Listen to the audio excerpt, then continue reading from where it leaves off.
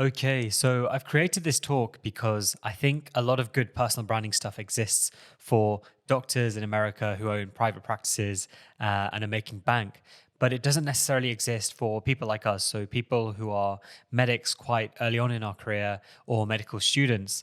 And we want to create a personal brand and represent ourselves well online in a way that will lead to opportunities for us. So, I've made this video as a kind of introductory guide of everything I've learned on the topic. And I guess in terms of why you would have a personal brand, skip this section if you're already convinced. But the number one thing is that people will find you. And that means people who have similar interests to you, who you can then go and collaborate with, but also people who will become your mentors, people who will give you opportunities, people who will even give you money. So that's really beneficial about having a personal brand because people know what you're about.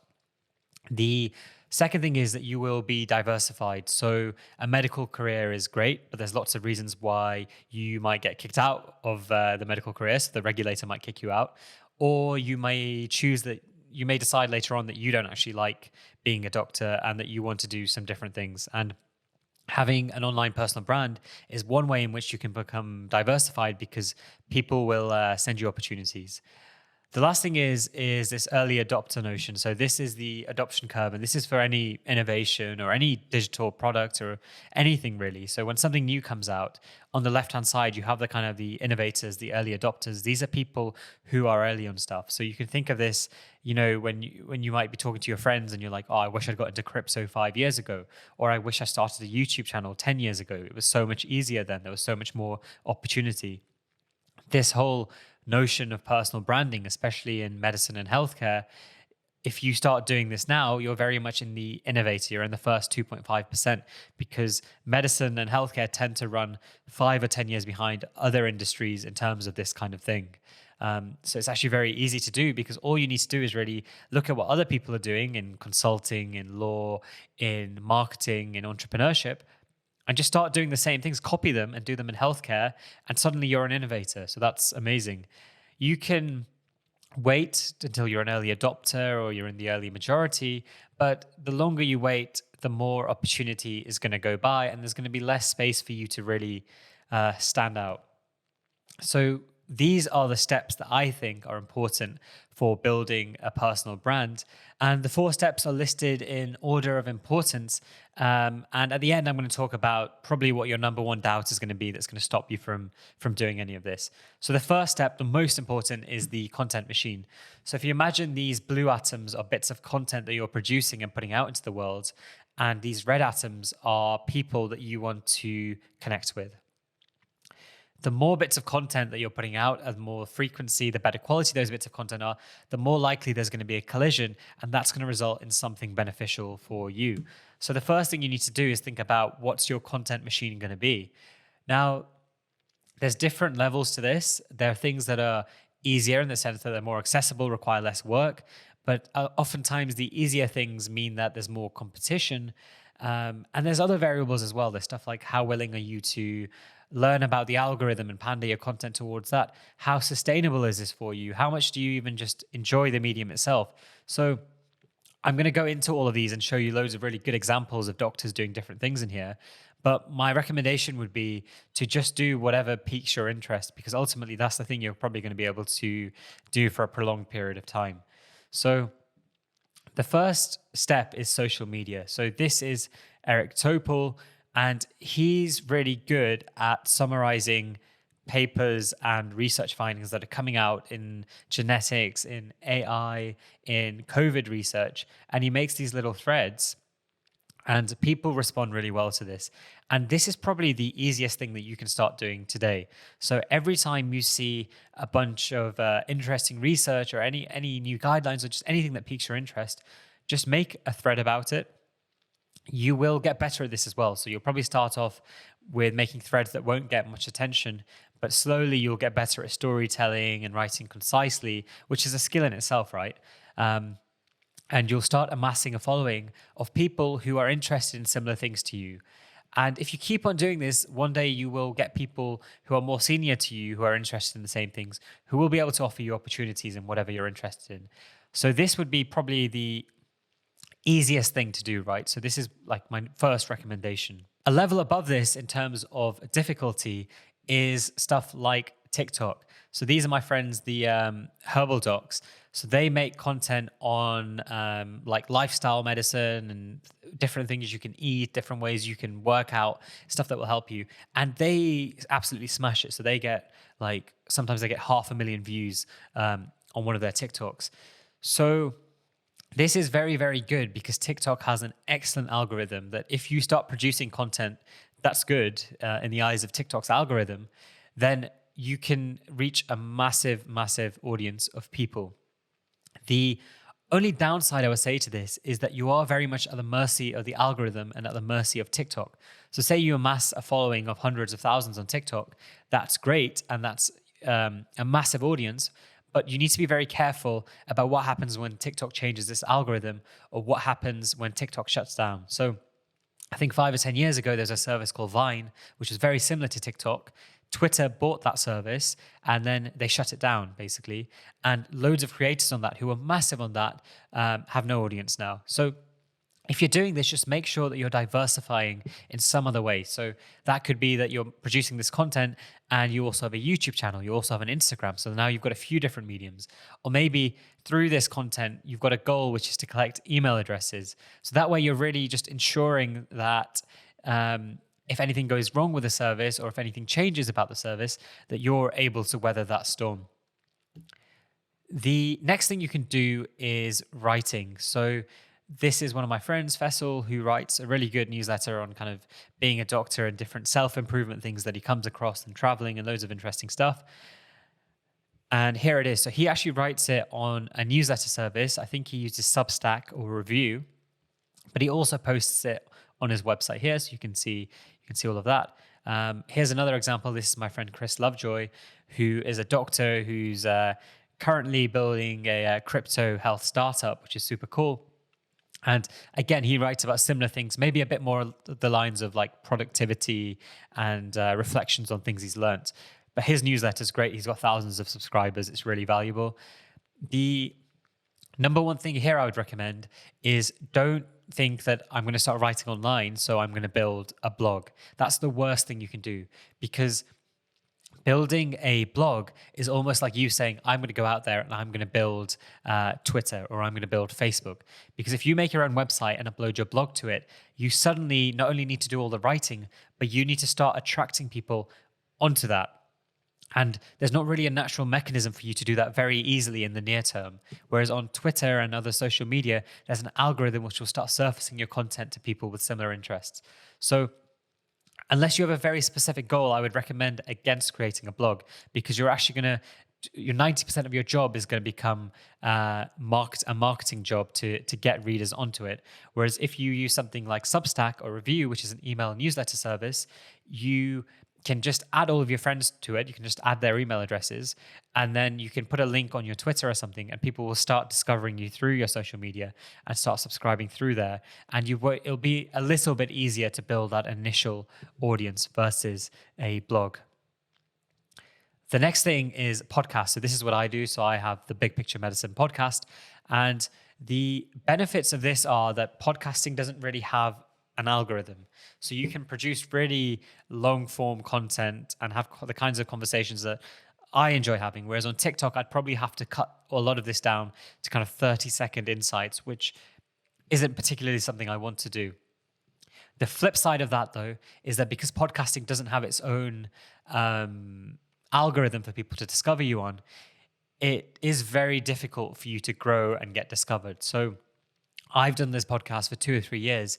And even now, it's very rare that someone would go through Apple Podcasts, or they would go on Spotify and discover my podcast. What will happen is they'll most likely discover me through Twitter or my newsletter or something else, and then they'll find my podcast. So the caveat I would say is that it's hard to grow on here. The other benefit of podcasting, especially in the healthcare space, is that it looks quite legit. So if you, for example, invite someone onto the podcast, then people probably think you're more legit than you are, versus if you have a TikTok or you have a Twitter feed. It doesn't have the same legitness factor that a podcast might. So in healthcare, I think this works quite well because people are perhaps more willing to give you an audience or give you their time or give you help because they think what you're doing is a bit more legit than it actually is. So that's what's cool about that. Now, video, there's loads of good examples of good video YouTubers. This is one I like. And one of the benefits with YouTube is that, again, the algorithm is absolutely excellent. It probably has one of the best algorithms, maybe behind TikTok. And people will discover you on YouTube if you start putting out good content. The massive, massive downside with YouTube is just how difficult it is to create good video content consistently. I think there's a lot of YouTube channels that post content for 6 to 12 months. And after that, they realize that it's very, very difficult to consistently be putting that out. And they just stop posting, which is fine. But ideally, with your content machine, you want something that you can do consistently for a long, long period of time. So, for example, my podcast probably takes me about 3 to 5 hours a week, every 3 to 5 hours of work a week. And that's to put out one episode a week. A YouTube channel, I would say, would take at least 10 to 15 hours a week of work to get a similar result. Editing is very, very long. Even, say, when you're recording, you have to do multiple takes. I mean, I'm making a YouTube video right now. I've tried to make it as easy as possible. I've just plugged my camera and my mic into my laptop, and I'm just trying to record on one take and just minimize any editing I have to do. But even with that, that's a lot more time consuming than, say, just doing a podcast, which is very, very simple. So once you have your content machine going, some factors, some meta factors to think about are these three. So the number one thing is I would encourage you to make stuff that's valuable to people. A lot of people will have social media presences where they're representing themselves as doctors or medical students. And you go on there and there's no value to be found. They're putting a lot of content out there, but it's all just stuff where they're complaining about someone on the ward or they're tweeting random memes. And that's totally fine because it's your social media channel, so you do whatever you want. But if you have any agenda or any goals with it, so you want your personal brand to develop in a way that people who are like-minded and people who are going to give you opportunities can find you, then that's a really, really bad way to go. So I would encourage you to just think, whatever content machine I'm producing, is this valuable at least to someone? The other thing is to think about sustainability. So I've mentioned that YouTube's a lot harder than podcasting, which means that you're probably more likely to do podcasting for a long period of time. In a similar sense, the Twitter example I was giving where you tweet threads about interesting papers, that's something that you could potentially do forever because it's so easy. So just have a think about how can you do something that's sustainable for you that isn't going to require a massive amount of effort all the time. Because look, there are going to be periods where you have exams or you have a hard rotational work schedule where it's going to be very difficult. And the key in the game of content machines, which I'm not particularly good at, but it's consistency. So putting out regular content. You can also think of different methods in which you can produce your content, which makes it more productive or more efficient. So for example, with podcasting, I'm working full-time as a junior doctor. So it becomes difficult because then I need to interview people and they have a 9 to 5 schedule. So if I'm working full-time, how am I going to interview them? Well, one of the blessings and curses of being a junior doctor is that you work a lot of weekends. But that means that because you're working the weekend, then they give you some weekdays off. So I'll have a random Tuesday or Wednesday off. So I will make a list of all those days that I am off for the next 2 months, and I will send those around to potential guests and say, look, can you fit me in here? And that means that quite often when I have a day off, I might have 2 or 3 podcast recordings to do. And that's called batching. And in a way, that's more efficient because, look, if I'm doing one podcast, I might as well do 2 or 3 because everything's already set up. I'm in the right frame of mind and I can just bash out 3 podcasts. And that's basically me done for a month of content, apart from editing, obviously. So just think of ways you can make what you're doing sustainable instead of making it something that's just a hard slog. The last thing is about evergreen content. And look, this is a bit controversial and this is just my opinion, but I think it's more useful for me to give you my strong opinions on this stuff. And then you can either think that sounds sensible or you could think that's a load of BS. I want to do the complete opposite. So what does evergreen mean? Well, evergreen, the opposite of it is topical. So topical content is stuff like you start producing stuff on coronavirus or monkeypox or what Matt Hancock's up to. So this is stuff that will be very interesting. So the benefit of it is that you will ride the wave and people will discover you because that's the kind of thing they want to read about this week. But the downside is that in 2 or 3 years, when you look back at your content, it's a bit useless. No one wants to consume it, and you've not really created that kind of useful corpus of work that you might have done otherwise. So evergreen content is content that will be as relevant in 10 years as it is today. And the benefit of that is, again, you've got this corpus of work that you're really proud of that you can share and that people will continue to derive benefit from. So often with evergreen content, when you post it, not many people listen to it or watch it or read it, but you might find out that in 5 years, suddenly it becomes really interesting, and more people find it. So I would encourage you to lean towards evergreen content, but that's not to say that you can't exploit stuff that's topical in the news right now to try and grow your audience. So once you have your content machine going, the next step is the shop front. And this means that when people discover your content and they click on your profile, what are they going to see? What's the shop front? And there's broadly 4 levels to this, I believe. So the first level is the what the fuck are you doing level. So this is my good friend, and I got his blessing to use his profile. And this is really that level of social media presence or personal brand.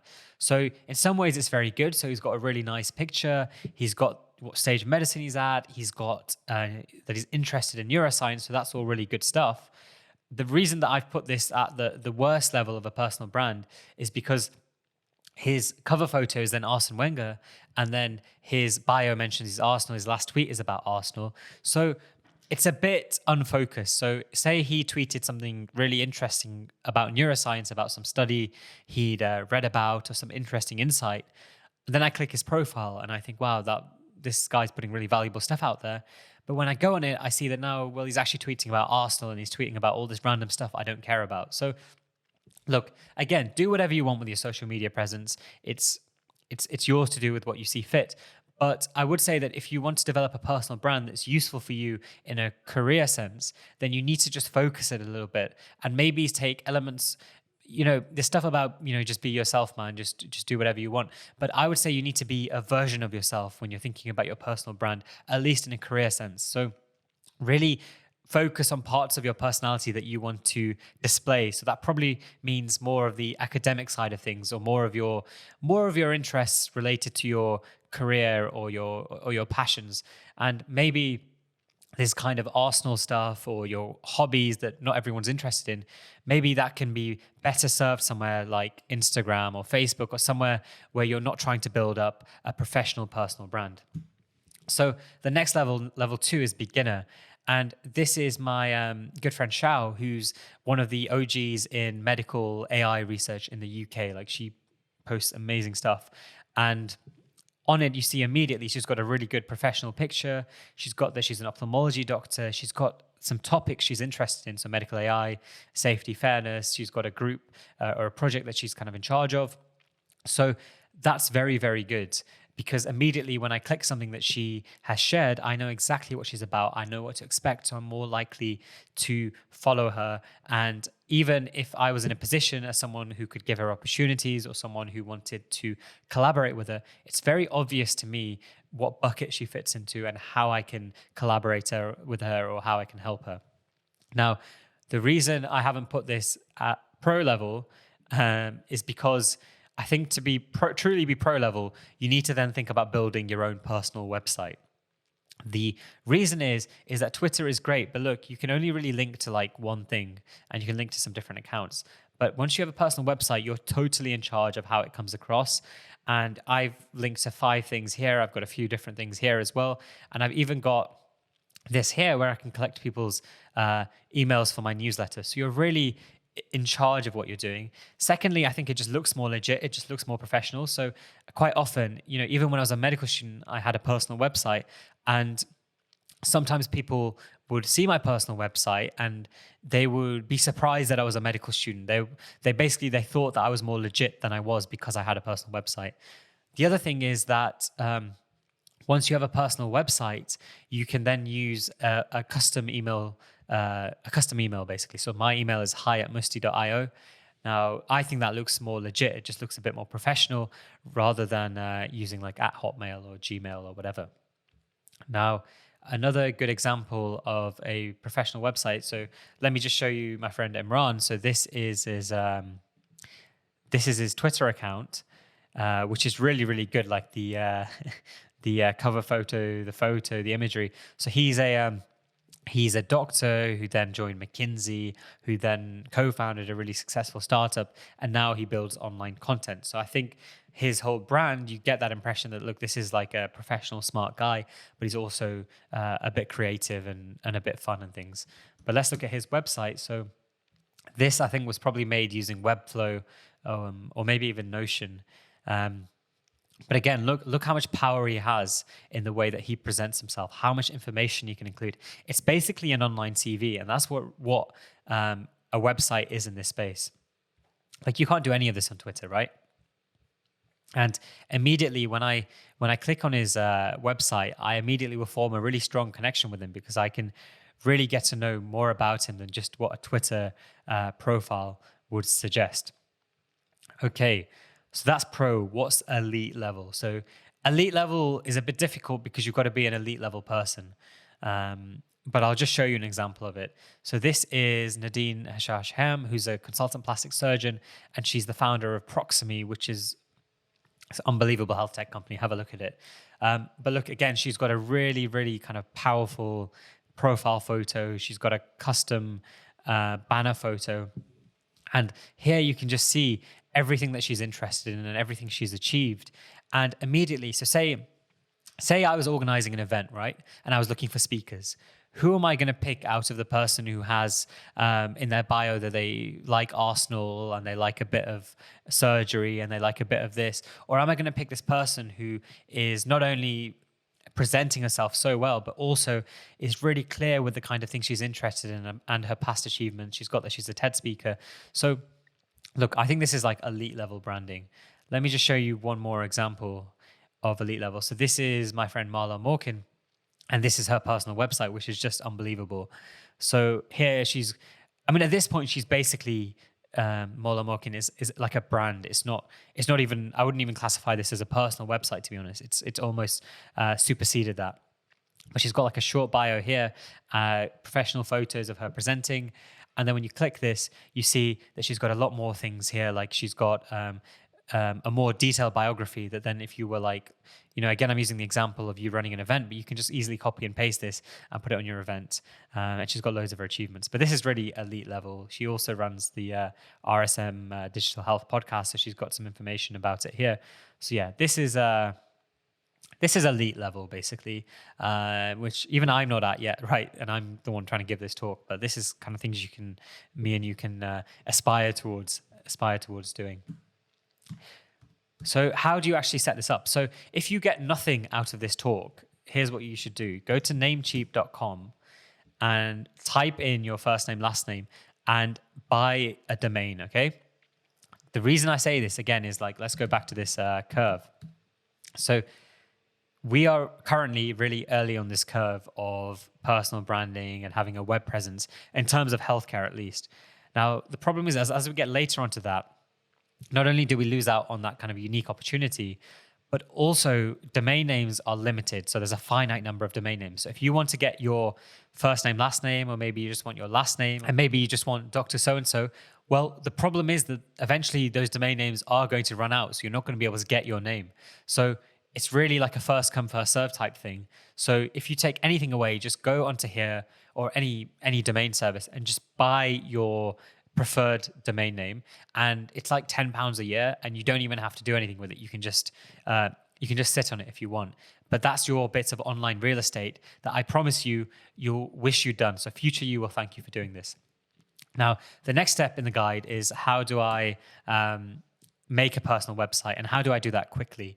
So this is my recommendation to build a personal website in literally one evening of work. So you could do all of this in probably 4 or 5 hours of work. This is called Card. And whenever I have any idea, I just make a card website for it, okay? And they're really, really easy to make, and they're really geared towards a one-page simple website. So let me show you my personal website so you can see how easy it is. So literally, you just pick a template, and all the templates look great, and you can just literally click and start typing. So Card is my recommendation. There's other things like Squarespace and a few others. but they're just a bit more complicated. But they allow functionality. For example, you can build a blog into it, or you can build an e-commerce store or a buy now button. So they're good in that sense, but they're just more cumbersome. They just take longer to set up. So as a beginning step, I'd recommend using this. Okay, so now you've got your shop front sorted, you've got your content machine going, and when you've done those two things, and you've done that for 6 months to 1 year, even sooner than that, actually, people will start reaching out to you. So people either who are kind of junior to you, who are inspired by what you're doing and they want some advice, people who are at the similar stage in life to you, who want to collaborate with you or they want to mention things to you, and people as well who are more senior to you, who will then be able to guide you, mentor you, and help give you opportunities. But the number one rule of all of this stuff is that outbound is always, always superior to inbound. So what I just described then was inbound. So that's, you've built your presence and people are contacting you. But the level of people that you will be able to contact using outbound, so aka you actually making an effort to reach out to people, will always be better than people who come to you themselves, basically. So I would really encourage you that once you have got this personal brand developed, you've got the shop front, you've got the content machine, start reaching out to people.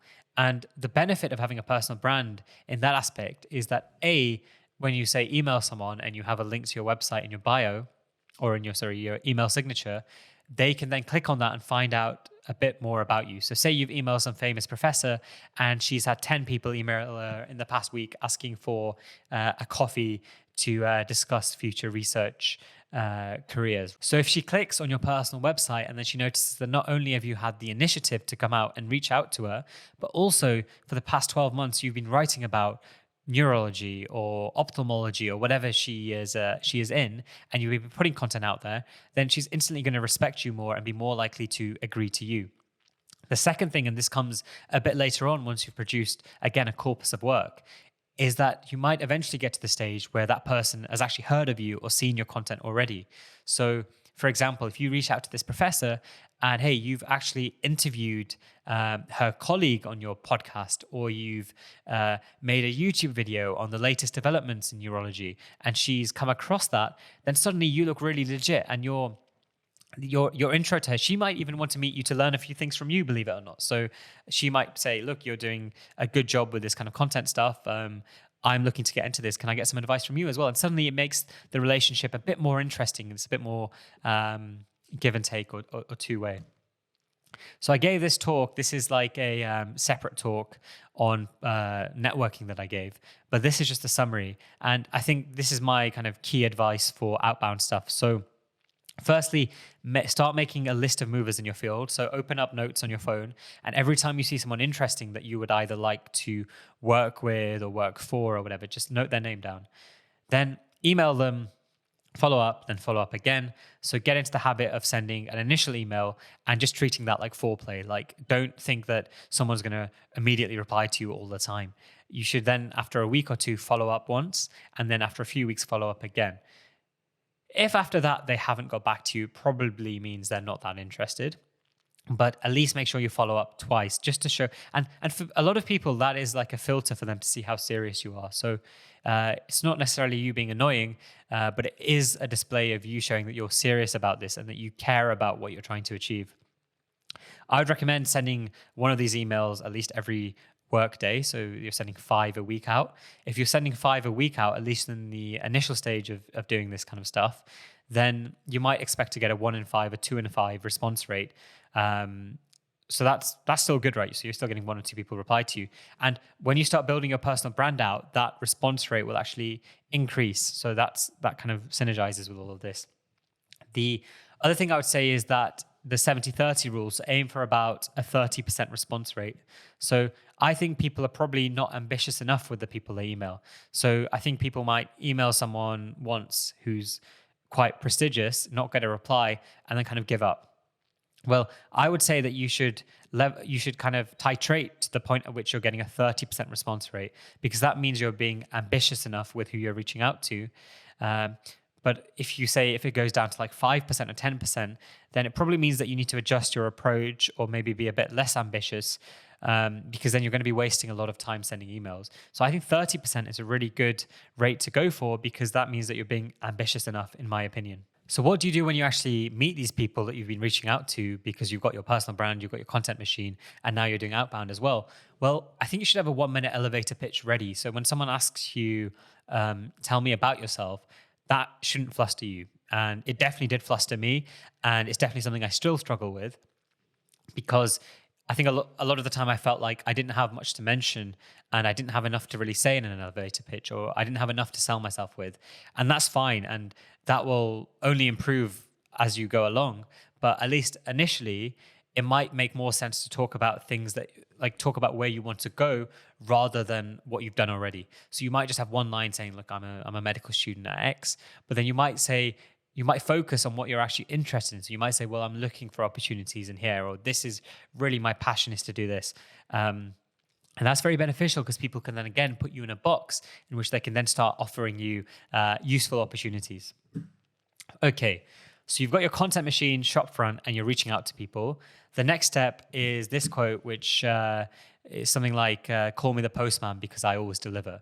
So there's no point doing all this personal branding stuff, having a website, having a newsletter, and kind of putting out into the world that you're this great person, if when you do get those opportunities, that you don't take advantage of them, because you're the kind of person who doesn't reply to emails, or you're the kind of person who, once given an opportunity in a research group, you don't deliver.